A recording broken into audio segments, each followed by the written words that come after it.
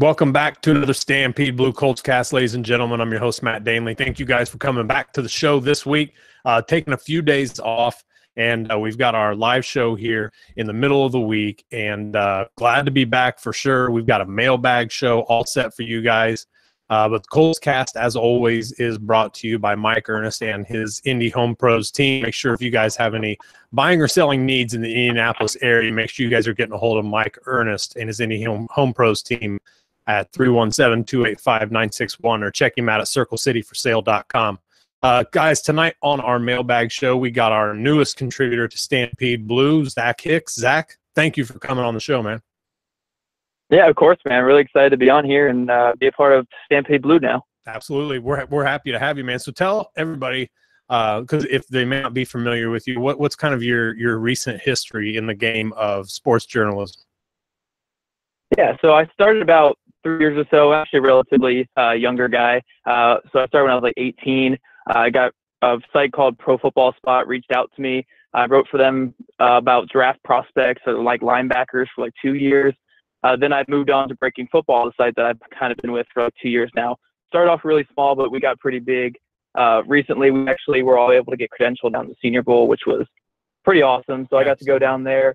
And that site's just been great. I love the site. I love all the guys down there. And then recently, like last year, I believe it was, I hosted the Locked On Redskins podcast. So I know it's not Colts stuff, but Locked On Redskins, if you guys ever heard of it, that's where you probably heard my voice before. But yeah, I mean, I'm glad to jump into the Colts stuff here. I haven't really talked much about Colts, but I've been a Colts fan my whole life. I mean, when I was a kid, Peyton Manning and I had the same birthday. So it's like the coolest thing ever to love the Colts because, you know, when you're like 6 years old trying to find a team to follow, you know, you don't think anyone has your birthday, then there you go, Peyton Manning. So right. I've been a Colts fan my whole life. I mean, I've been following them.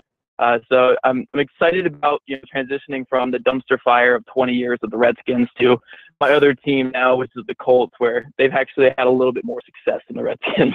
Yeah, and, you know, speaking of dumpster fires, the Colts are dangerously close to falling into that. But, you know, obviously we know times are on the mend right now with Andrew Luck back, so all that's good. But Zach, thank you, man, for joining the show, like I said, and we're happy to have you on the Stampede Blue team. Everything looks like it's going to be a great time. We're anxious to get some of your content up, but glad to have you on the show tonight to kind of, you know, kick it off. I used the word to pop your cherry for Jake Arthur the other night, and like somebody took, like, I don't think they took offense to it, but they definitely noticed it. So we'll just go ahead and stick with a pop your cherry analogy. No, that's funny. One of my friends who was down there at the Senior Bowl with me, I interviewed Saron Neal. It was the first like big prospect I've ever interviewed in person. And for like the whole week, my friend's saying, "So Saron Neal popped your cherry?" I'm like, "No, we're not going to get that going. We're not going to tell people that Saron Neal popped my cherry." But yeah, so I've had my cherry popped a lot recently, apparently. That's good. We like it loosey goosey here around here, so we're in good shape. There we go. My new nickname is going to be Loosey Goosey now. We're all around everything on Stampede Blue. Absolutely. So we are here for the mailbag show, so we're going to kick it off with some of these. We got some of your questions, guys, on Twitter, some of them on the Stampede Blue post, on the fan posts. So let's get to a few of them. This seems to be kind of one that's been tossed about, I guess you could say, a little bit with some of the guys that are getting ready to go through the supplemental draft. But a lot of people are wanting to know when the hell this thing's going to kick off. And the short and skinny of it is there is still no date. It is sometime in July, but there is no time, no specific date right now set for the supplemental draft. But let's dive into that just really quick because there was kind of a secondary post on there as well. People want to know, what about these guys that are available, Beal and Adonis? Are these guys, you know, are the Colts, Chris Ballard and those guys, you know, are they interested in any of these guys pulling them on board or drafting them, you know, through the supplemental draft? I kind of have my reservations about it, to be quite honest with you, but at the same time, it wouldn't necessarily surprise me a bit. I think I have another kind of not necessarily conspiracy theory type situation, but I've got another route that I'm going with you know, using a draft pick, I guess. So not the supplemental draft route, but what are your thoughts on it? Like Adonis Alexander was had visit with the Colts, so that's, you know, something that people are obviously taking notice of. What are your thoughts about these guys? Yeah, so I really don't see the Colts like delving into this supplemental draft. because, I mean, we got to remember that a lot of these guys are in here just because, you know, they have off-field issues or they have locker room issues and stuff like that. And I just don't really know, like, how helpful that is for a young rebuilding team. And also, I don't think Ballard's going to send, like, a high pick for one of these guys. Like, Beal might get a second or third round pick from some team. I don't see Ballard going for Beal, even though his fit would probably be great. It'd be great to have another young, talented corner. I think if they go for anybody, it'd be Adonis Alexander, just because I think he could be like a 6th or 7th round guy. He has versatility playing nickel corner, playing outside corner, playing safety. So that could be an interesting guy. But, I mean, overall, I just really don't see the Colts kind of jumping into this, even though their cornerback depth chart is very spotty right now. I'm kind of the same way. I think that, I mean, there's, like you said, I just don't know if this is the route that Chris Ballard wants to go with this team while he's in such a pivotal spot in the growth of the roster. And like you said, though, you have to, I mean, there really is weighing those two things, the growth of the roster and possibly putting somebody on there with some issues. But that's kind of in Ballard's past, right? You know, Marcus Peters bringing some guys on with some troubles. Since then, the Chiefs have come off of him, you know, gladly, apparently. And so maybe it didn't work out so much as we kind of figured it did at the time. But at the same time, he's not scared of bringing on guys with issues. The kind of the thing is right now, does he have more of a mindset, I guess, of, you know, we're not taking chances on guys that we, you know, that maybe we have any questions about really whatsoever. We're in this beginning stages, these early stages of the development of the roster have to be 100%. They can't be real wishy-washy, and they can't really be giving up an extra pick, you know, for someone like this. I mean, if they're going to be giving up one of their 3rd round picks for next year, that's you know, that's a sketchy situation in my opinion. Yeah, I mean, I just don't see Ballard doing that. I feel like he values these picks, especially you know, the picks that he got in that Jets trade, stuff like that. I don't see him giving it up for a guy who, I don't think Beal has a crazy off field. I think his is more of an academic thing. Right. But Adonis Alexander, for instance, I live around here in Virginia. I hear a lot of things about Alexander. I mean, he skipped practices. Coaches called him a knucklehead. They didn't like dealing with him. He got arrested his freshman year as well. So I mean, these guys have big issues, and it's not like they're not like Marcus Peters type or Tyreek Hill type guys where, you know, the talent is so obvious, but their off field kind of gives you pause. These guys are, you know, they're iffy talents with off-field issues. So you kind of have to value that. And I just don't think that Ballard's going to do that. He didn't break the bank for Melvin last year when he hit the market. So you obviously know that he's not going to be just freaking out saying, I need a corner. He's going to do his process. He's going to go along with what he's doing. And he's not going to just say, okay, I need a corner, so I'm going to throw a 3rd or a 4th rounder at one of these guys. I just don't see him doing it. Yeah, absolutely. And the Colts have had their issues in the past, like guys with Derrick Rogers, Levon Brazil. I mean, there for a while, it seemed like a Colts player was getting arrested about every 4 or 5 months. And that's just not the avenue the Colts want to go back down. So we're definitely in agreement in that. I just don't know. You know, it is still fun and interesting to think about because you just don't know with Chris Ballard. He's very difficult to read, kind of hard to figure out what exactly he wants to do. But by his own template, this doesn't fit his you know, what he's wanting to do, his vision. So let's go to this next question here, and it's basically, how has Reich changed the atmosphere around the team? It goes on with earlier this year, Chester Rogers said, "Is this what a real organization feels like?" The person asking the question says, "I was just wondering what exactly Reich's doing to make these changes so early in his tenure." My opinion is that he's been in the, you know, I mean, especially a guy such as Rogers, he's been in the previous regime. He was there with Grigson. He was there with Pagano. The combination of the two was obviously toxic. But now you've got a combination of Chris Ballard and a guy like Frank Reich here with a clear vision of this offense. Obviously, more of an offensive-minded coach, so I think that probably rubs off a little bit more on some of these offensive guys, namely Chester Rogers. But I think there's just an air of real professionalism and honesty in general with the approach from the entire organization right now. With the players. And I think that more than likely is what he's getting at. It's really hard to tell because you don't know what his personal experiences are. But we've all seen what Frank Reich does, you know, in press conferences. He may not tell you everything, but he just doesn't seem like, I mean, I don't know. I guess just maybe it's just non-Pagano-ish. You know what I'm saying? It's just hard to tell, but there just really is a more comforting feeling and a more honesty, a larger approach of honesty, I guess you could say, when you see or hear Ballard and Frank Reich speak. Yeah, I completely agree. I think you hit the nail on the head there. I think another thing to add is, I mean, we knew Pagano wasn't the coach that Ballard wanted, but he was still the coach last year. Just imagine playing for a team, where it's like, okay, your starting quarterback's out. Not saying Brissett's a horrible player, but you kind of know your chances are diminished right there. And then you have a coach that, like, the GM doesn't really want. So it's a tough situation. And, you know, you have a whole year where it's like this coach is coaching for his job or not coaching for his job. You don't think he's coming back. But now you just have some stability with a proven winner, a guy who just won a Super Bowl. And I think that's just a big change right there. And Reich probably has all the confidence in the world. He just got a big job here with the Colts. I mean, he just won a Super Bowl. He just got Wentz, MVP, in the conversation for MVP for most of last year. Nick Foles, people are talking about as a top 10 to 15 quarterback in football, which is crazy. But I mean, you got all that coming. He's coming with so much confidence and so much belief in himself. And now he's probably getting Andrew Luck back too. Yeah, and you get Andrew Luck back. I think it's just an overall way better situation than just, having a quarterback a quarterback who's out for the year and then a coach who's going to be gone. Like, I think it's just such a more healthy situation right now. Mm-hmm. I'm sure the players are feeling that right now for sure. Yeah, absolutely. I don't know if that needs much more to go on. I agree with everything that you said.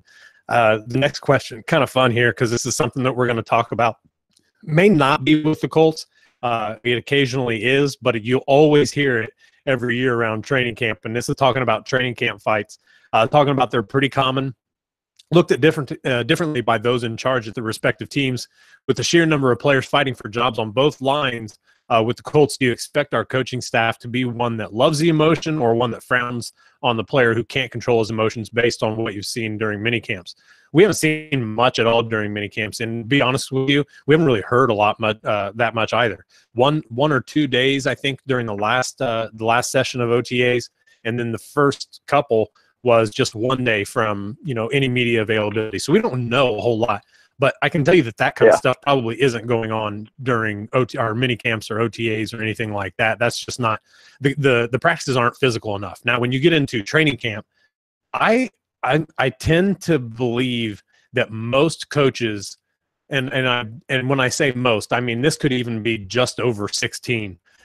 I just think that they're just not a fan of the guys fighting. Now, when you have this young group like this, and there's a difference, right? I mean, if anybody who's played even high school football for that matter, let alone college or anything above that, anytime you were to get in a fight on the football field, whether it be with your teammates or the opposition, you better be kicking ass while you're not fighting people, because if you're not, then you're running because they want you to burn off the energy that you're wasting fighting when you should be playing your butt off during the game or practice or whatever that is.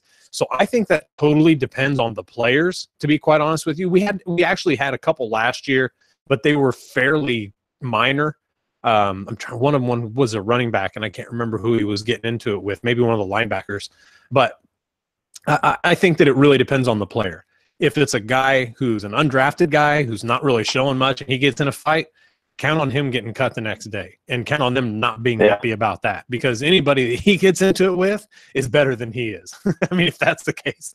But if we got two really competitive guys at positions of need that are in the top couple of the depth chart, I think that you're going to see them kind of want that emotion. They're going to get kicked out of practice, but they are going behind closed doors, and they're going to talk like, that's what we want as far as the emotion. Like he says, the emotion, the necessity to feel like on the practice field that, you're there to kick his ass, plain and simple. And as long as he's doing that snap to snap, and nobody's like doing anything stupid like during a fight to really hurt one another, I don't think that many coaches really have that big of an issue with it. I think it's definitely a situation by situation, case by case basis, more or less.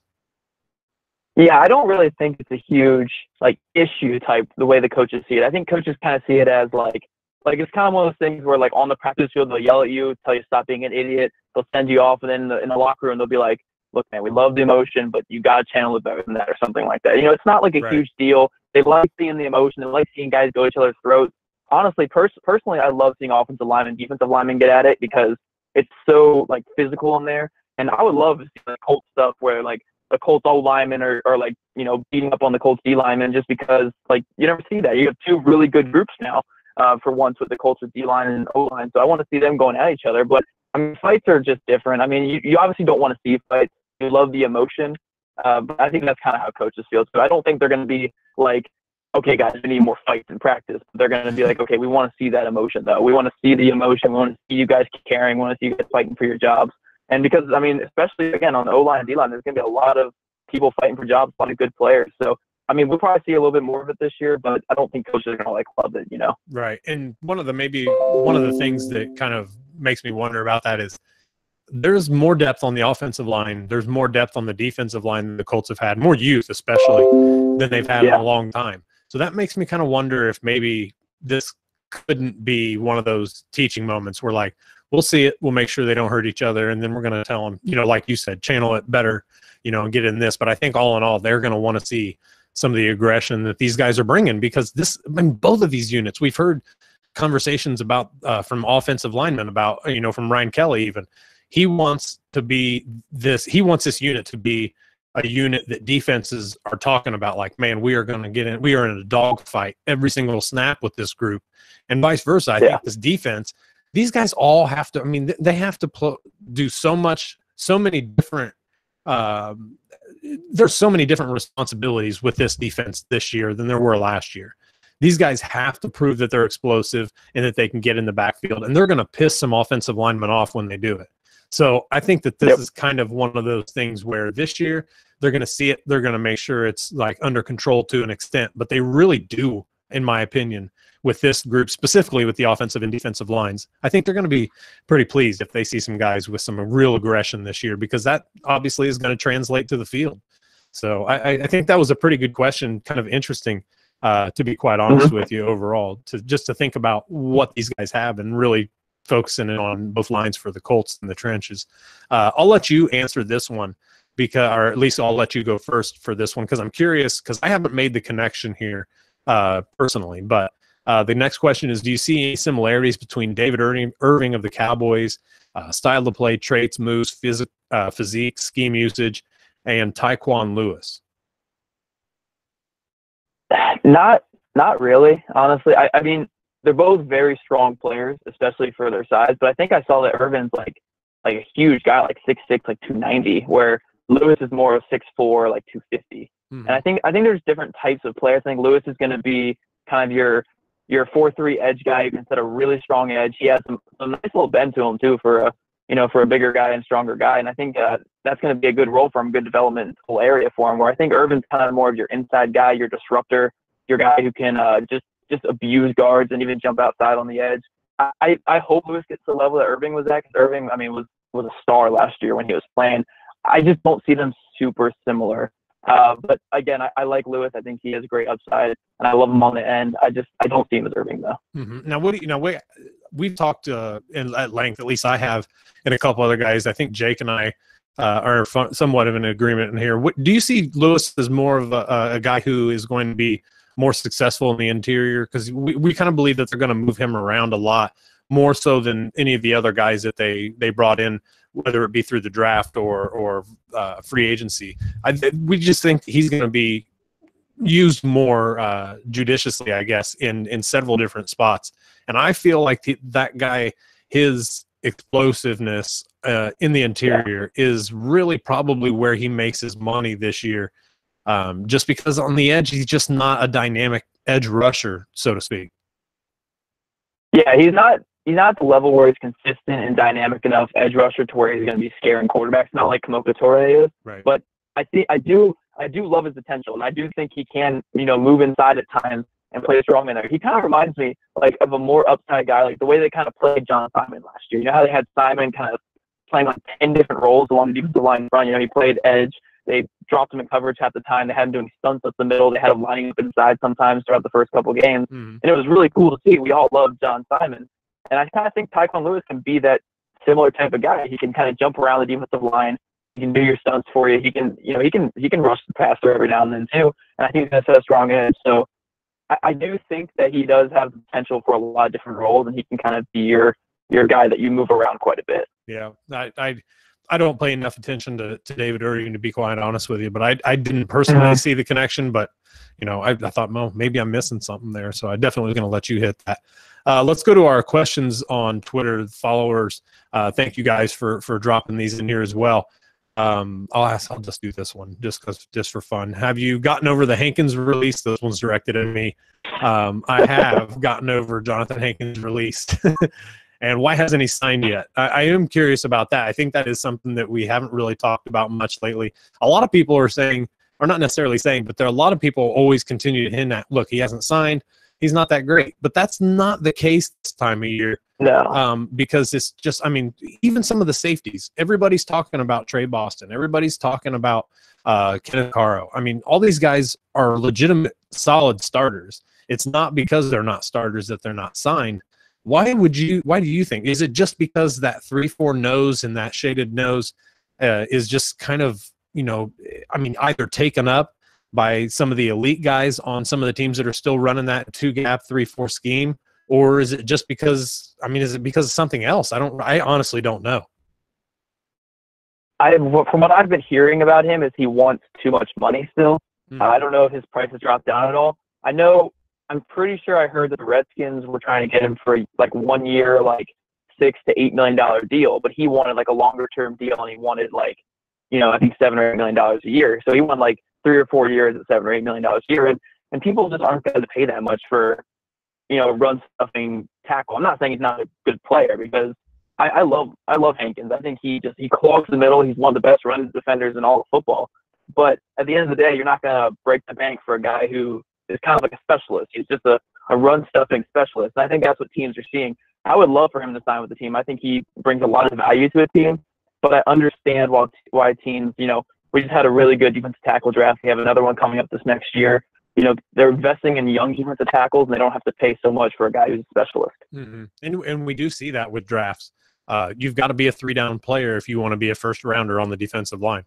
You can be a run stuffer, but you've also got to be able to get after the quarterback, at least have the agility and the ability, because we've seen several guys fall into the second and third round that a lot of people plugged for first round guys, but a lot of NFL teams weren't seeing those guys as 3-down players. And that kind of goes for the front seven in general. But, it just, like you said, it may be that teams are just seeing him as a run stuffer, and he's not necessarily the guy who's going to be, punching the pocket so much from the interior with his part, or start of the or at his point in his career. At the same time, he does have that ability, I think. So he is going to be a guy who rounds out a defense, in my opinion. He's not going to be the starter for it, probably. So. Interesting, because when he brought that up, I was like, you know what? I haven't talked about that yet. That was kind of an interesting question. So let's take a quick second to talk about our sponsor here, guys. If you guys haven't heard by now, if you've been listening to the show, but Mike recently moved his business over to Remax Advanced Realty, and his Indy Home Bros team is the #1 selling real estate team in Indiana. If you're thinking about buying or selling your home, you need to call Mike Ernest at Indy Home Pros. Mike and his team of real estate professionals are experts in the greater Indianapolis real estate market and have helped people just like you achieve their real estate goals. Whether it's using the latest marketing and social media tools to sell your home, or using the combined experience of his entire team to find the right home for you, you can rest assured knowing that no one knows the ins and outs of buying and selling homes in the Indianapolis area better than Mike Ernest. Listen, folks, when it comes to buying or selling your home, you need a true pro on your side. Mike Ernest is that guy. He's received numerous industry awards for being a leader in the Indianapolis real estate market. So when it comes to buying or selling your home, don't get burned by amateurs. Contact Mike Ernest. Whether you live in Indy or any of the surrounding communities, Mike Ernest and his Indy Home Pros team can help. Put the #1 real estate team in Indiana on your side by calling Mike Ernest at 317-285-9691, or find him online at circlecityforsale.com. Again, that's 317-285-9691 or circlecityforsale.com. All right, guys, let's get back to these mailbag questions. Again, thank you, Mike, for sponsoring the show. He's always been a big supporter as well, coming to our live shows and such. Been a big supporter of the team and the Stampede Blue brand for sure. So we thank him every time. Here was one. I like this too, because this is kind of one of the questions that we've been tossing around in the Slack channel and all that stuff. What's the likelihood we see Hairston on the outside this year? I talked about this with George Bremer the other night, and that was where, last year, Hairston kind of started getting lined up in training camp. They put him on the outside initially before he moved into the slot. What are your thoughts about that? Do you think that he has a chance to earn one of those boundary corner positions? Oh, I definitely think he has a chance. I don't know if they're going to actually do it. I don't really know how much trust they have in their outside corners right now, outside of Quincy Wilson. But Hairston was great in the slot last year, so I don't see the need to absolutely move him unless you really don't trust the outside guys. But I know when Hairston was coming out of college, when I was evaluating him, I loved his game. I thought he was going to be a really good outside corner. I thought the team was going to, find him in the 5th, 6th, 7th round and really get a steal out of him. And the Colts, showed everyone that they really did get one out of him last year. But I don't know if they're going to move him out there. I don't really know if they're going to give him snaps out there unless they really feel the need out there. I know a lot of us feel like there really is a need out there because, the cornerback depth chart, again, is looking kind of scary right now. But, if he's a great slot corner, right now slot corners are starters in the NFL. You play your nickel defense, 60, 65% of the time anyway. Mm-hmm. So as a slot corner, he's a starter. But again, if they feel the real need and throw him out there, I think he can excel out there. I think he can be a good outside corner. I do too. He's definitely physical enough for it. Yeah, something they desperately need in this new scheme. So, it'll be interesting. I'm really anxious to see training camp come because I really want to see what happens with those outside corner spots. I want to see if Desir is still the guy that they thought he was last year. I want to see if Hairston kind of, has to do it because maybe either Desir or Wilson isn't ready or just doesn't fit what they're really wanting to see on those outside corners. Man, they've got a lot of young guys. They've got a lot of unknown guys at the cornerback position. This is going to be a fun position to watch, just to kind of see if anybody rises above the cream, Yeah, I don't know what's really going to go on with that position. Every time I look at the depth chart there, I'm just thinking man, someone needs to stand out because if not, it's going to be weak if an injury happens. Yeah, it could be devastating. It could look a lot like last year if that happens. So, yeah, that Colts definitely cannot afford that. That's another reason that I wondered why they didn't just do get something done with Breland. Another guy. It just felt like that was a guy that you could take that chance on. He wasn't breaking the bank. He's 26 and has, I think over the past 2 years has the 4th or 5th most passes defense in the NFL. So, what more do you want? You want a guy like that who can break on the ball and disrupt. And he's had a pretty good past couple seasons. I thought he would have been a good choice for the Colts, but they've held off on it so far. Nobody else has picked him up. So, that doesn't mean that it's not going to happen. That just means it isn't happening yet. So, definitely a position that appears to be extremely thin.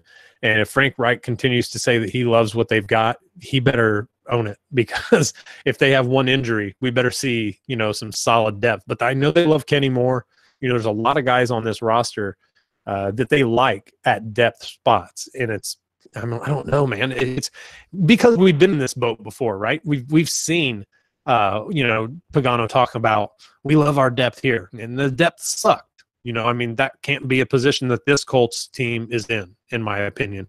We don't expect them to be Super Bowl contenders, but we definitely don't expect to see them completely go down the drain with one injury in a specific position. That just can't be the case. So, Yeah, it's really hard to trust your coach and GM when you go through Grigson and Pagano for as long as we all did. But Reich and Ballard, we got to trust them, I guess, for now. But again, if it looks like on paper to us at least, if an injury happens at the cornerback position, there's going to be some problems.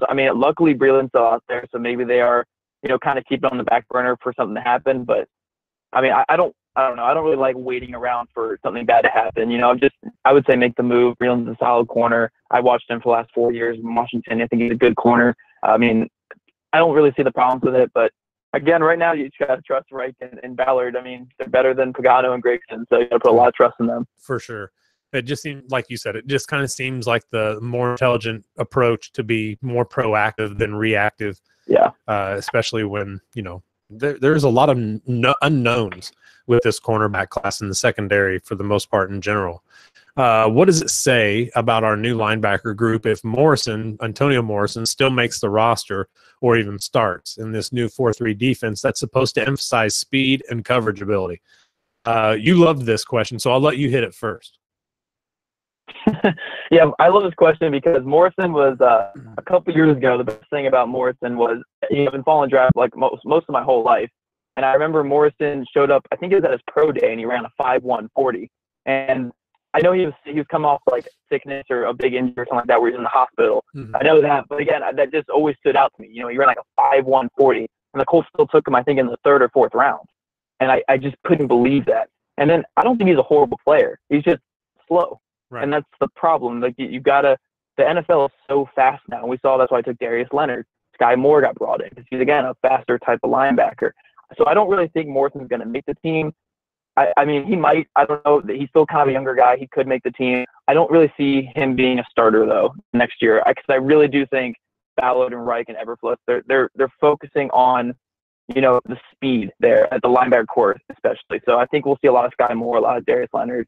I don't think we'll see a lot of Antonio Morrison this year. I could be wrong. He got a lot of snaps last year, but I don't think we're going to see much of him this year. I'm going to tread lightly because, like I said, I've got a story going up about him here in the next day or so. So I want to kind of keep some of what my argument about him reserved. But ultimately, you have to see what the coaches are seeing with him.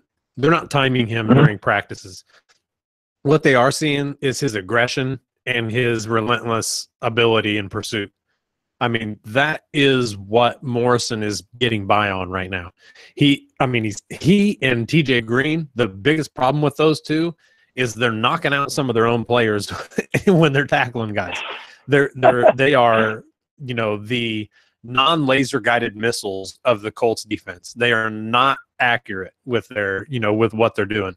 That is the problem with those guys. But Morrison isn't any good in coverage. He's just not good. And I don't, like I said, I don't want to touch on too much of what I'm getting into him on coverage, but he just isn't that good in coverage at all. And for him to be where they are at least kind of projecting him to be with that Sam spot, this is kind of his last hurrah with the Colts, in my opinion. He's not a Will. He's not a Mike. I mean, he just doesn't have the ability to sift through the trash like some of the other guys they're going to expect, and he certainly doesn't have the ability to cover from that Mike position and sit down in that deep zone where they're going to expect him to be, or that Mike, whoever they have in there, to be extremely active and good against coverage, because they're going to have to use them with those two safeties deep within the Tampa 2. I mean, their base scheme in general, if he doesn't fit that, he's going to be all sub-package guy, and that's not going to get him a lot of snaps. So I don't see him starting either, to be perfectly honest. But I do think that what they're seeing is this is an aggressive dude, and I think that he plays faster than his 40 time. I mean, obviously his 40 time was definitely affected by his injury, but I think that he plays a little bit faster than what we see his straight line speed as. His problem is that he doesn't see a lot of what he's getting himself into, and he doesn't have like the good, like the sixth sense of navigation through all the trash. Those are a couple things that he can't continue. Some of that has to show up if he plans to make this roster. He's going to be a guy who's definitely on the bubble, in my opinion. I think that he's a guy who's going to be thoroughly on the bubble. I mean, he's young, but there's a lot of young guys that they brought in, and I think that if they're going to, see two guys that are the same, and one of them is Morrison, another guy is a rookie or even a second-year player that Ballard's brought in, they're going to go with him. They're not going to mess with Morrison, in my opinion. So that was a good question. It was interesting, too. Like I said, it was kind of in my line of thought, and I'm putting some of the thoughts that I've got down on him as of recent. But, Morrison's one of those guys. He's clearly, in my opinion, going to be on bubble watch come training camp for sure. Yeah, I agree for sure. How many more wins does – now, see, I love this question because this is one that really just really deserves a lot of conversation, in my opinion. Not only that, but I don't know if we can actually answer it, but it was a fun question. How many more wins does the new coaching staff alone account for? They said the Colts had 4 wins last year. The new staff gets us to 6 with a question mark, without taking into account the new talent. They're questioning whether that's a possible 12-win team with all this included. I mean, let's look at this. Let's parse this one question at a time here.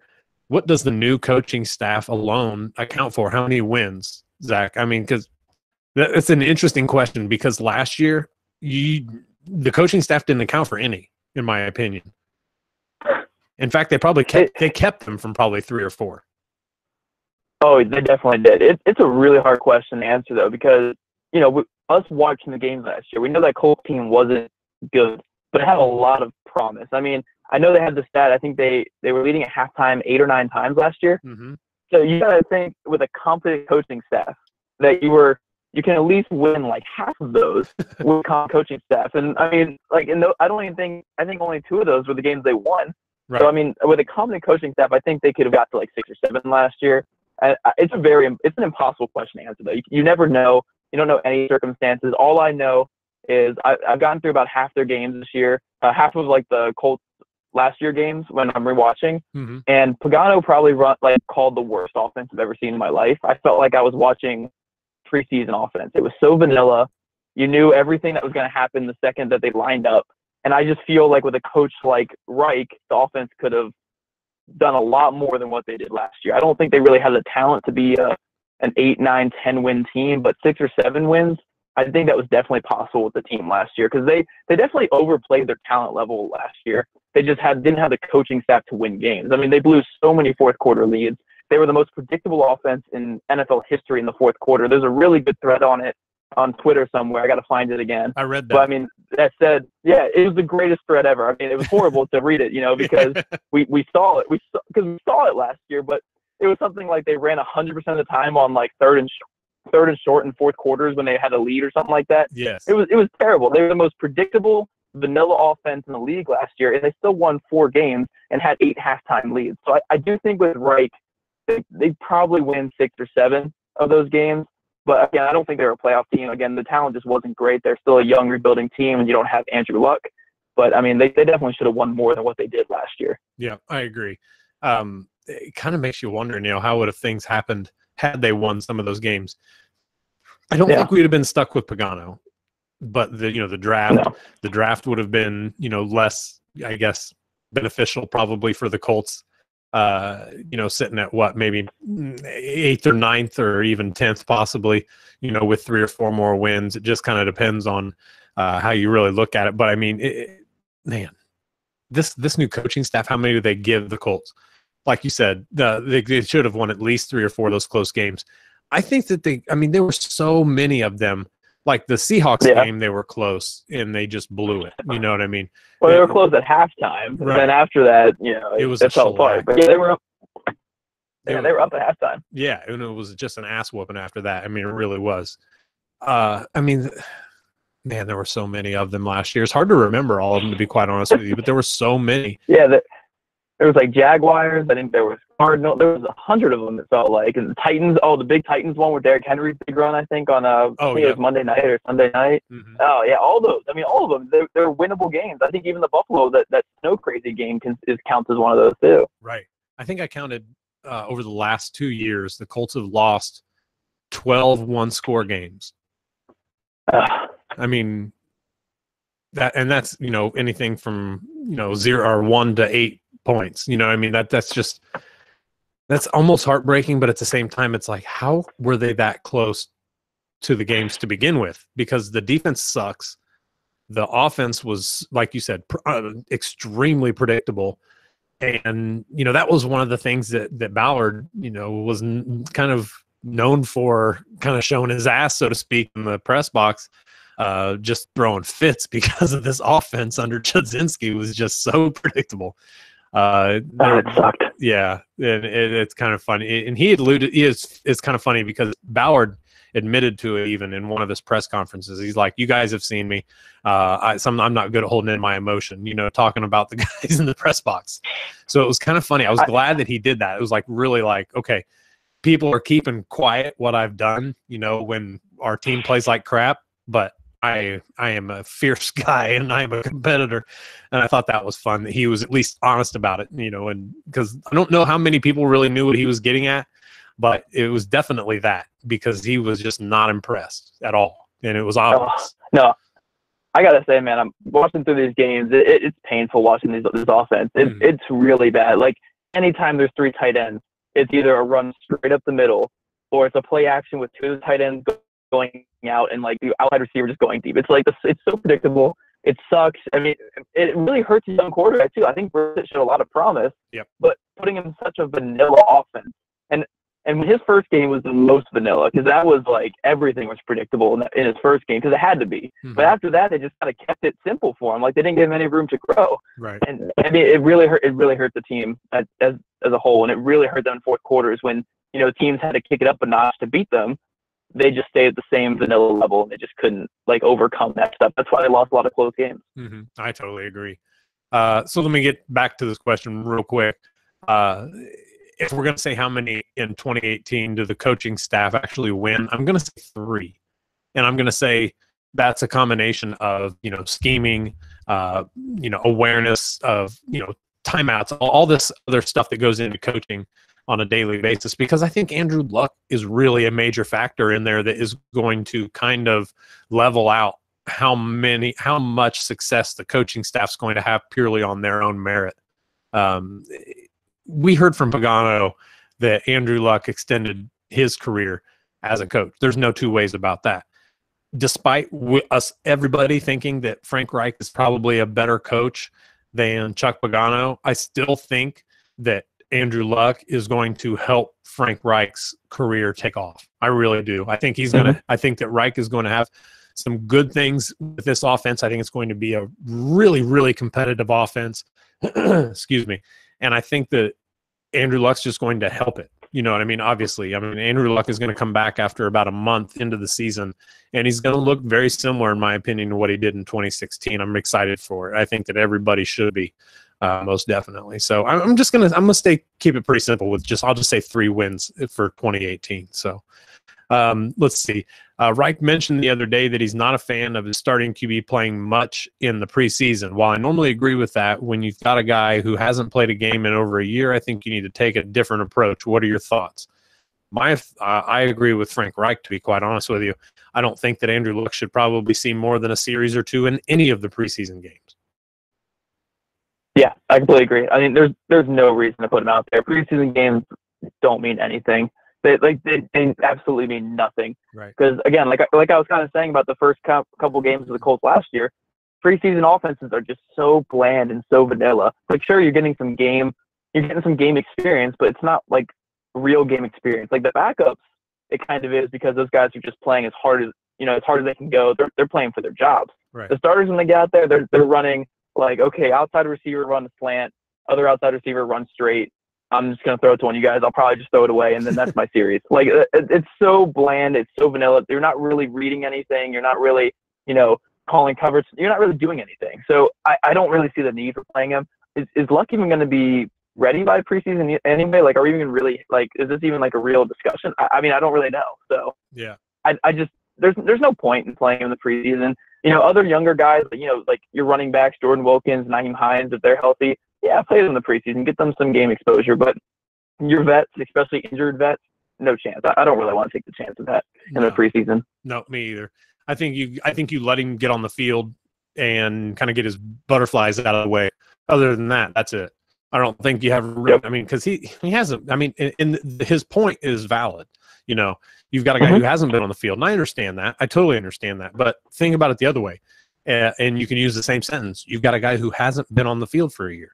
Why would you want to risk anything at all in preseason with a guy? He's not just a guy though. This isn't Brissett coming back after a year off. This is Andrew Luck, the franchise, and you want to get him those butterflies out so that come week 1, if he's all set to go and everything is 100% and everybody's happy and he feels great and looks great and all that good stuff, and Andrew Luck starts week 1, then you let him go out there and he's already gotten rid of the butterflies, and then you let him grow, and then you let him go through his issues, because he's going to have some. He's going to be shaking off the rust. Yeah. I would much rather him be shaking off the rust in a game that matters than a game that doesn't matter, because I don't want him shaking off the rust and then having something else to deal with. I mean, and I think that's pretty standard, to be quite honest with you. They don't want to risk anything with Andrew Luck, and preseason is not something you want to. I mean, he could just be doing a 7-step drop and tear his ACL. You know what I mean? I mean, it just, you don't want to do it. You want him to get the butterflies out, and then you get him out. And I think that's kind of, I would assume that would be their position. And even Reich, you know, like he said, Frank Reich doesn't want his quarterbacks playing a lot in the preseason, and I think that's probably why. Well, they've been so cautious with him since his last setback. Heck, we've heard about it for the last 500 days, saying he hasn't thrown the ball since X. He hasn't thrown the ball since X. You know, they've been so cautious with him. Why take the chance of throwing him out there in a meaningless game? I don't see it happening. I get the guy's point, though. I definitely do get the point of you want him to feel the game, you want to get out there, but maybe a series in one of the games or so. But he's Andrew Luck. He's been playing football his whole life. He lives, breathes football. He's been around. He was on the sideline through every game last year. He knows football. He's going to be fine when he gets on the field. It's just getting the butterflies out maybe in one series. But don't take that chance. Yeah, I agree totally. We got a question about this. Excuse me, a question about the sub packages. It's a pretty basic. What do you think the sub packages will look like this year? I mean, this is.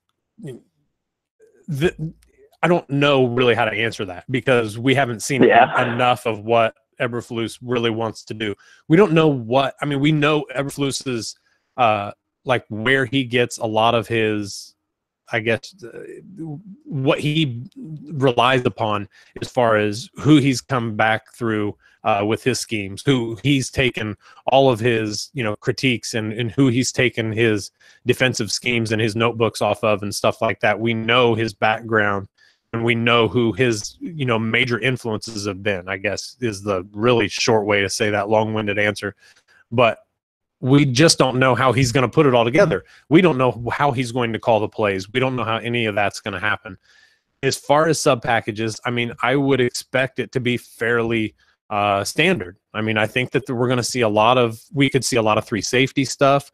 We could see a lot of 4 linebacker stuff. I mean, we could see a ton of stuff in this. And I think that they're just really going to feel for best player on the defense. Who's that 12th guy who's not necessarily a starter, but who's that 12th guy, and how can the team really structure their defense to best stop guys in late down situations? I think that really is what it comes down to. Yeah, I don't really know how to answer it either. It's like, we just don't know what the personnel is going to be. We don't know who the players are going to be by the time preseason starts or by the time the season starts. So it's kind of hard to answer it with, you know, who's going to be in the sub package or what positions are going to be in it. I do really like the idea of a 3 safety set, though, because I think all 3 of those safeties are good young players. So I'm very interested if those guys stay healthy in 3 safety sets. But again, I'm not going to say, oh, definitely a 3 safety set, and then, you know, with Gather's injury history, with Hooker's injury history, I mean, you never know. So I think he's going to adjust to kind of how his defense kind of shapes up to be coming preseason and coming season. I do think there's going to be a lot of rotation on the defensive line, because kind of like I said a couple of times on here already, is like they're really deep there. Defensive ends, defensive tackles, very deep, with a lot of very solid, kind of similar type players. So I do think there's going to be a lot of rotation there to keep guys fresh, especially like we saw with Reich's former team, the Eagles, last year, how they had like an 8 or 9 men deep defensive line, and it worked wonders for them. So I do think that's going to be a big consistent thing, regardless of injuries or personnel. But other than that, it's kind of hard. Like maybe one of these corners shows up and you can't keep him off the field, so you get him out there and you get extra corners out there. Like, we don't know right now at this point, but I have complete faith in that they're gonna find something that works for them. Absolutely, and I agree with you. I think it's gonna be fun because I think there is some interesting guys who can be in that that sub pack or those sub packages. I think they have a lot of leniency, I guess you could say, between the extra guys along the defensive line. A couple of interesting linebacker options. What do they do with that third safety if it's Geathers or Matthias Farley? Who are they bringing down into the box, or are they bringing them down into the box? Are they using them to rush off the edge? What are they going to do with them? There's a lot of interesting thoughts, but ultimately this first year, I think that a lot of it probably depends not only on who they feel they have the best, on the roster that can come in as like kind of that 12th man, but also it depends on how successful other teams' offenses are against what they're doing. You know, they have to combat what's happening to them, and their reactions have to be swift and intelligent. And so they have to be able to do that. They've got to be able to find guys that can do that too. And I think that's going to come with some roster finagling as well early on in the season, in my opinion. I think they're really going to have to find who the true weak spots are and try to get rid of them and try to get some guys in there that can battle and actually improve on those. So good question. Thank you. It's just a really hard answer at this point for it. So thank you for that one. How many wide receivers do you see the Colts keeping in Reich's new offense? Will a renewed emphasis on multi-tight end sets mean the Colts keep only five wide receivers? Guys like Hogan, Pascal, and Williams are very likely to be cut with a question mark. So, or maybe it was how likely are those guys to be cut? This is another interesting question, because this wide receiver group, to me, is one of the more fun groups to watch through camp. A lot of young guys, a lot of guys that we don't know a whole lot about. Some of them, you know, I'm really big on Sean Hogan, so of course I've kind of got a couple favorites with that. But, you know, do they keep only 5? I don't know, man, because I think that they're going to definitely need one of these guys to step up as a special teams contributor in the return game or something like that. I think 6, I mean, maybe 5. I could see the argument for 5. But I just think that 6 is safer. I just think there's so many things you can do with that extra wide receiver that it's going to be a need. Yeah, I completely agree. I think it's going to be 6 as well. I think you have 5 guys who are pretty safe right now, honestly. I think Hilton, Grant, Rogers, and I think Fountain and Kane are probably all pretty safe. It'd be hard to see them not making the roster. But then I think the 6th spot's going to be a guy who plays special teams, or maybe a good project type guy. I think Hogan's actually a pretty good example of like project type guy who can also kind of play special teams. I think he definitely has the inside track as a 6th guy. Maybe like a Steve Ishmael type guy gets in there, or Zach Pascal, but I do definitely think it's going to be 6 guys. I think Hogan's probably got the inside track for the 6th guy spot, but I mean, at this point, again, we don't really know. We haven't really gotten to training camp yet, or preseason, or anything like that. So you got to kind of see what kind of guys gel with Luck and gel with Brissett, you know, gel with what the offense is trying to do. But I mean, I definitely would say 6 guys, regardless, unless they're going to keep 5 tight ends or something like that. 6 guys seems like a good number. Yeah, 5 tight ends would be crazy. That's a ton too. Yeah. Let's see. Who are the stud special teams guys in OTAs? I mean, we don't know. I'm just going to be honest with you. We don't know, because that's just not something that's covered almost at all. Not to mention, all they're doing at that point is basically in OTAs is they're doing very little with that. I mean, anything special teams, even through training camp, is very just slightly touched on. They want to see who can catch the ball on the kick. Can you follow the blocking? And that's about it. There's about a half hour in training camp practices for specific return game stuff. You have to see a guy really stand out in that regard to even talk about it. And in my opinion, they just don't have that right now. That's something that is totally going to come about in training camp. It's not something that they can really decide on in OTAs. What they want to do in OTAs is simply see who is a guy that we could put back there, who's a guy who could compete for a spot back there. And not until training camp are we going to see 5 and 6, 7 guys catching punts and kicks back there and seeing what they can do in the open field. So that's something we just simply can't pay attention to that right now. Because think about it, even the wide receiver group, we're hearing about Deion Kane, and that's it, right? I mean, Deion Kane flashed here, Deion Kane flashed there. And it's not like he's had a bunch of them, but there's only been a couple days where the media has even been able to be present. So, I mean, there's just very limited information that comes out, and that's what sucks, because fans want to know this stuff. Fans want to see who's doing this, who's doing that. But there's 2 things. The caveats here are, A, you can't take a whole lot from OTAs or minicamp. Excuse me. And B, there's not enough seen to really get a good gauge on any of it anyhow. Yeah, and also if it is seen, I will be honest, I've been to a couple training camps, stuff like that. Even if it is seen in training camp, not many people are going to write about the special teams stuff. It's not really that much to write home about, because again, like, they're not really blocking, they're not really doing much, they're just punting it and the guy's catching it, or they're kicking an onside kick and seeing how the kicker kicks it. Right. So it's really not much to write home about on that kind of on the special team stuff. The thing I always notice when I've been in training camps is which guys they have back there returning the punts, and which guys they have being like the fake gunner guys, or like the gunner guys going down there to to kind of, just touch him as he's catching it. So I kind of just see who that they are like leaning on for those things, but you're not going to get a good gauge of it until the preseason where you see guys actually doing it in a game. You're not really going to see much of it in practices or training camps, and you're not going to hear much of it from any like people that go there because again, it's very uneventful. It's not really something as flashy as Deion Kane running past somebody again or jumping over somebody again. Like it's very cut and dry, very just okay, punt to Marlon Mack who catches it and gives the ball back. Mm-hmm. Yeah, you're absolutely right. Zach, thanks for taking part in our first mailbag, man. With you on board, that was fun. Let's get into another question though. I'm kind of interested in a couple of things here. Who's somebody that you kind of have your eye on right now as maybe one of the dark horses to make the roster that maybe not a lot of people are talking about? Dark horses to make the roster. I will say a guy that people aren't talking about who I actually like quite a bit, and I know it's for like a weaker position too. I actually do like Najee Good quite a bit from Philadelphia. He came over as a free agent. I like Najee Good. I think he brings some good things to the table. He's kind of he's not an older guy, but more of a veteran type guy. And I think that with a weak linebacker core, he could be a guy who's going to make this roster, and I think he might see some playing time. So Najee Good is a guy who I would say just don't sleep on him because I do think that he could do something for this team next year. Yeah, I agree. And they brought him over for a reason. There's familiarity with him. He played in the Super Bowl last year.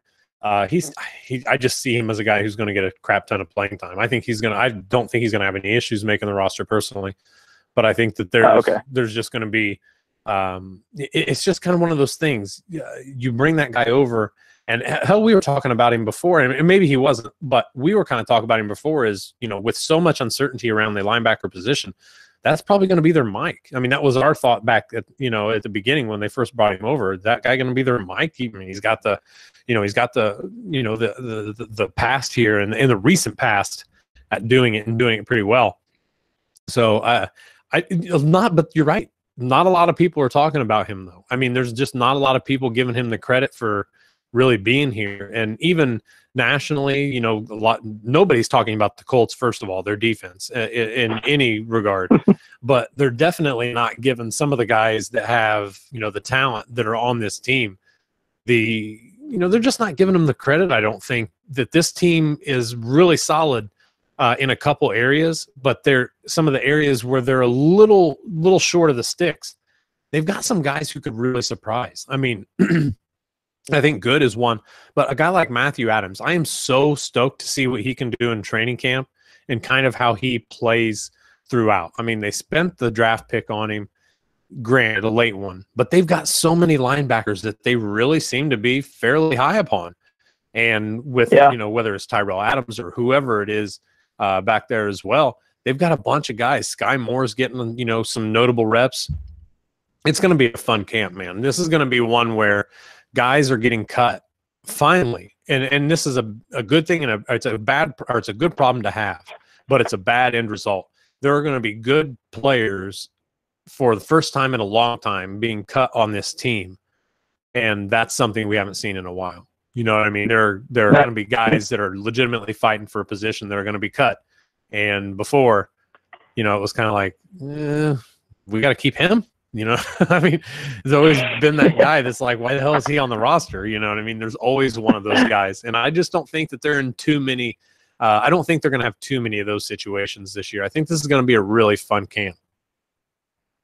Yeah, it's shaping up to be a solid roster. Like once you get your star quarterback, back, that's when you'll be like, okay, this roster is actually not as bad as what we saw last year. It's finally starting to shape out of a rebuild into, okay, we have something going here. So I completely agree with you. I think that there's going to be some tough cuts. Again, I like to keep bringing it up, but along the offensive line and the defensive line, there's going to be a lot of hard cuts there because it's very loaded there. I mean, it's like your guys who were starting last year who weren't like god awful, but they weren't like, above average starters. A lot of them are backups now. Mm-hmm. And, those guys who are just solid starters now as backups, I mean, that's a good problem to have. You have guys who have starting experience in the NFL as backups on the defensive line and the offensive line. So I think there's going to be a lot of tough cuts. It's going to be very fun to see, who stand out in training camp and preseason. And maybe we'll see like these undrafted guys that no one's heard of make the roster, and we'll be like, whoa, he made the roster. I mean, I guess he played well. Right, exactly. You know, guys like Marcus Hunt or Hassan Ridgeway. I mean, Hunt was really productive last year for the Colts when nobody expected him to be. And is he a guy who gets cut because he's got to fall back into that defensive tackle spot? Or is it a guy like Hassan Ridgeway who's a Grigson guy ultimately that just doesn't really fit the mold of what they're wanting or something possibly? Does Grover Stewart really, kind of jump off the page at them this year and kind of really earn what they thought they had in him with the profile and the production that they're wanting to see from him, the potential that they thought that he could possibly bring to this defense? Because he's one of the bigger guys on this defense as far as weight and raw weight, but he is also one of the most explosive guys, and that's what they really liked about him. They love that explosiveness, and we don't know anything until we see it live. But man, it's going to be fun. It's going to be so fun. I'm really excited about this year at camp. There's several positions, but there are also a couple positions where it's kind of it's a little bit scary because you just don't know what you're going to get. You just hope that the injury bug doesn't peak its ugly head this year, at least not early, so that we can kind of see what some of these young guys have. And we definitely don't want to see anybody who's been bit by the injury bug in recent years fall to it again. I really would love to see a year where the Colts finally have a healthy season. It just would really, really help out the fan base, in my opinion, to be able to see the potential and where this thing's headed. It would give those fans who aren't ever going to trust any GM or any coach with the Colts after what we've seen, it's going to give them a little more, I think, a little more ground, a little more slack, and allow them to kind of, okay, well, maybe we've got something here. We'll have to see. You know what I mean? At least that, because there's so many people like Colts suck. This isn't going to work. So let's just hope that the season doesn't start that way. Let's hope that we get to see at least a good half season of some healthy Colts. That would be a big help. I would love that. Yeah, I mean, do you blame those fans, though, after watching Grigson? I mean, I don't blame anyone for their thoughts about the Colts after watching what Grigson did to this roster, taking a guy like Dorsett in the first round. Like, he's so many mistakes done. I mean, I completely understand why people would say Colts suck without really looking at this roster. But, again, I do like a lot of players in this roster. I really like what they did with the running backs in the draft. I really like what they did with the offensive line. It's going to be a very fun camp, and I'm super excited for it. Absolutely. Guys, that is going to end the show for tonight. Thank you guys for tuning in. If you guys didn't catch it here on the live show on YouTube, then you guys can catch it on the podcast as well on iTunes or anywhere else that you get a podcast. Please leave us a 5-star rating and review. And once again, Zach, thank you for joining the Colts Cast tonight, man, and welcome to Stampede Blue. We are lucky and happy to have you. Thanks, man. I mean, I'm really excited to get started here in July with the writing and stuff. But, again, thanks for having me on here. Again, really pumped to join you guys. Absolutely. We'll do this again, most certainly. Thank you guys all for watching and listening. We will talk to you soon right here on the Colts Cast.